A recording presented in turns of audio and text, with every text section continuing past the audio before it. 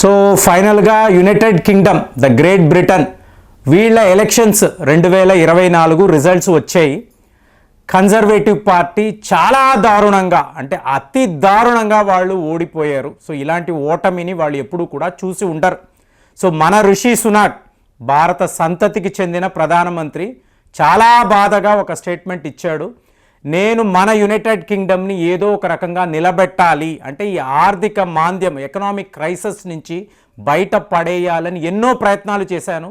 కానీ ప్రజలు మాత్రము మాకు కొత్త ప్రభుత్వం కావాలి, కొత్త విధానాలు కావాలి అని కోరుకున్నారు.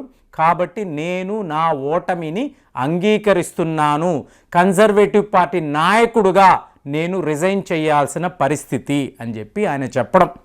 సో ఇప్పుడు సర్ కేర్ స్టామర్, సో ఈయన యునైటెడ్ కింగ్డమ్ యొక్క ప్రధానమంత్రి. సో పోయిన వారం ఈయన స్వామినారాయణ ఆలయానికి వెళ్ళాడు, పూజలు కూడా నిర్వహించాడు. సో అక్కడ నుంచి ఒక స్టేట్మెంట్, ఈ హిందూ ఫోబియా అని చెప్పి అందరూ మాట్లాడుతున్నారు, ముఖ్యంగా యూకేలో మాట్లాడుతున్నారు. మీకు ఇది నాకు నచ్చలేదు, నా పాలనలో ఇలాంటిది ఉండదు. అంటే ఇతను ఏంటంటే ముందే తాను యునైటెడ్ కింగ్డమ్ ప్రధానమంత్రి కాబోతున్నట్టు ఊహించాడు. అంటే అంచనాలు, క్యాల్కులేషన్స్ ఉంటాయి కదా, దాని ప్రకారం హిందూ ఫోబియా ఉండదు. అలాగే హిందువులను ఇబ్బంది పెట్టే ఖాళిస్తాన్ మూమెంట్ యొక్క అంతు కూడా నేను చూస్తాను. అంటే పూర్తిగా ఇతను ప్రో ఇండియన్ ప్రధానమంత్రి అనేది మనకు అర్థమైంది. ఇప్పుడు మీరు టోనీ బ్లేయర్ నుంచి చూసారనుకోండి, వీళ్ళు ఈ లేబర్ పార్టీ వాళ్ళు ఎప్పుడూ కూడా యాంటీ ఇండియా స్టాండ్స్లోనే ఉంటారు. మీకు చరిత్రను చూసారనుకోండి, లేబర్ పార్టీ అంటేనే వీళ్ళు భారత్ను ఇష్టపడని ఒక party. So for the first time ఒక కొత్త లేబర్ పార్టీ పిఎం ఇతను, నేను ప్రో ఇండియన్, భారతీయులకు సపోర్ట్గా మాట్లాడేవాడిని, ఖాళిస్తాన్ తీవ్రవాదాన్ని యూకేలో నేను ఎదగనివ్వను అని చెప్పడము చాలా గొప్ప విషయం. అంటే మీకు 326 మెజారిటీ ఉండాలి. సో మీకు లేబర్ పార్టీకి ఏకంగా 382, అంటే సాలిడ్గా ఫుల్ మెజారిటీ అనేది ప్రజలు ఇచ్చారు.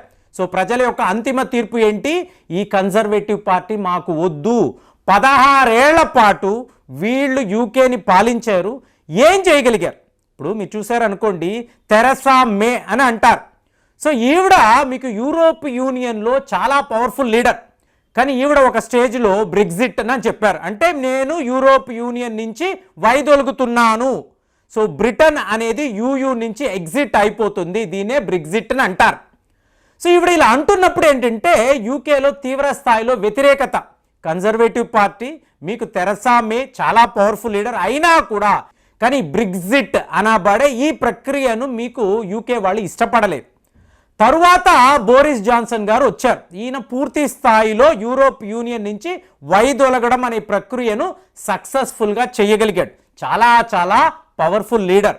కానీ 2019లో మీకు కోవిడ్ రావడము, ఈయన బార్లో మీకు ఎవరితోనో డాన్సులు చేస్తున్నట్టుగా ఏదో ఒక పార్టీకి వెళ్ళాడు, డాన్సులు చేస్తున్నాడు. అలాగే చర్చ్ గేట్ స్కాండల్ అంటారు, వీటిలో అంతా ఇరుక్కుపోవడం. ఎంత శక్తివంతమైన నాయకుడు అయినా కూడా తప్పులు చేసినప్పుడు ప్రజలు గుర్తిస్తారు కదా. కాబట్టి బోరిస్ జాన్సన్ని ఏదో ఒక రకంగా మీరు రిజైన్ చెయ్యండి అని సొంత పార్టీ వాళ్ళు, కన్జర్వేటివ్ పార్టీలోనే తీవ్ర స్థాయిలో ఒత్తిడి. సో ఈయన రిజైన్ చేశాడు. రిజైన్ చేసిన తరువాత చూసారనుకోండి, లిజ్ ట్రస్, ఈవిడ జస్ట్ 49 డేస్ మాత్రమే, అంటే నేను ఒక అద్భుతమైన ఎకనామిక్ ప్యాకేజీ తీసుకువస్తాను అని చెప్పి ఈవిడ తీసుకురావడము, అది అట్టర్ ఫ్లాప్ అవ్వడం. అంటే మీకు ఒక స్టేబుల్ గవర్నమెంట్, ఒక పర్టికులర్ ప్రధానమంత్రి ఈ దేశాన్ని పాలిస్తాడు, ఇలాంటిది ఏది కూడా యూకేలో మీకు కనిపించలేదు.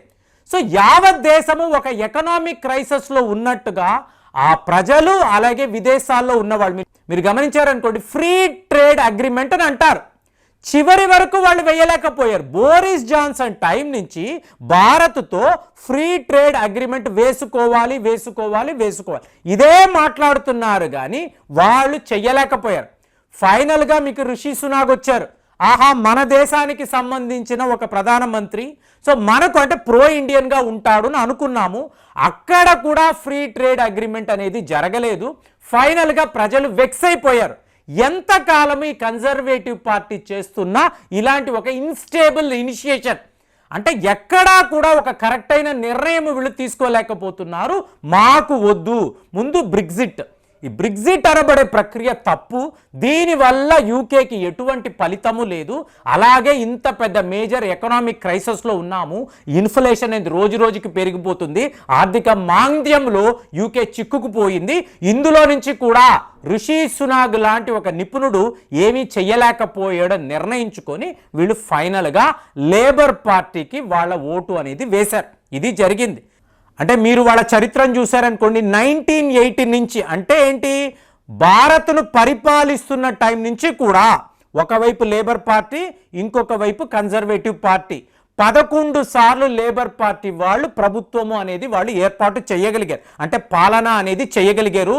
కొన్ని మైల్ స్టోన్ డిసిషన్స్ అనేవి వీళ్ళ టైంలోనే జరగడం. అంటే నేషనల్ హెల్త్ సర్వీస్ అని అంటారు. ఇవాళ కూడా అమెరికాలో అలాగే భారత్లో ఈ నేషనల్ హెల్త్ సర్వీస్ అనేది చాలా చాలా పర్ఫెక్ట్గా ఎగ్జిక్యూట్ అవుతున్న ఒక వైద్య విధానం.